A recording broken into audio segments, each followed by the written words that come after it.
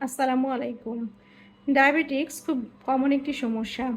বাংলাদেশের কালচারে দেখা যায় 35 থেকে বা 40 থেকে শুরু করে যেকোনো বয়সী মানুষের ডায়াবেটিকস হতে পারে। বেশিরভাগ ক্ষেত্রে দেখা যায় 40 প্লাস বা 45 প্লাস রোগীদের ক্ষেত্রে ডায়াবেটিকসের প্রবণতা বেশি। কিন্তু আজকাল অনেক কম এজেও ডায়াবেটিকস হতে পারে। ডায়াবেটিকস হলে অবশ্যই কিন্তু পায়ের যত্ন নিতে হবে। পায়ের যত্ন নেওয়াটা অত্যন্ত গুরুত্বপূর্ণ। ডায়াবেটিকস নিয়ে যারা ভুগছেন তাদের দেখা যায় বেশিরভাগ ক্ষেত্রে হাত ও পায়ের মাংসপেশিগুলো অনেক সেন্সেশনটা কম থাকে, নামনেসের পরিমাণ বেশি থাকে।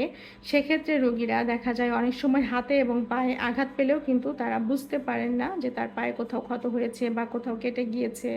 সেই সময়টা বুঝতে পারে না। এজন্য প্রতিদিন নিয়মিত পা চেক করতে হবে। পায়ে কোথাও নখের পাশে কোনো ফোস্কা পড়েছে কিনা বা নখটা দেবে গিয়েছে কিনা, পায়ে কোনো ফোস্কা পড়েছে বা পা কোথাও আঘাতপ্রাপ্ত হয়েছে কিনা, পায়ের কড়ের মধ্যে কোথাও কোনো ঘা টাইপের বা আলসার টাইপের হয়েছে কিনা, এটা কিন্তু নিয়মিত ফলো আপের মধ্যে থাকতে হবে। রুটিনভাবে একটা নিয়ম মেনটেন করেই প্রতিদিন ডায়াবেটিক্স রোগীদের পাটা চেক করতে হবে। কারণ ডায়াবেটিক্স যাদের হয়ে যায় তাদের পায়ের এই কোনো আক্রান্ত বা কোনো ক্ষত বা কোনো আলসার জাতীয় সমস্যা থাকলে রোগীদের পা অনেক বেশি জটিল আকার ধারণ করতে পারে।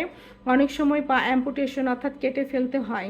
এই জন্য কোথাও কোনো ফোস্কা বা কোনো আলসার এই জাতীয় কোনো কিছু দেখা দিলে দ্রুত একটা চিকিৎসকের আওতায় গিয়ে চিকিৎসা নিতে হবে এবং পায়ের যত্ন নিয়মিত করতে হবে এবং পা যেন ভালো থাকে সেজন্য সবসময় নরম শু ব্যবহার করতে হবে, অর্থাৎ ডক্টর শু বা সিলিকন ইনসোল সহ শু ব্যবহার করতে হবে। সফট প্যাডেড ইনসোল দ্বারা যে শুগুলো রয়েছে ওগুলা পরবেন, পায়ের যত্ন নেবেন এবং পায়ের যত্নটা অত্যন্ত গুরুত্বপূর্ণ। ধন্যবাদ।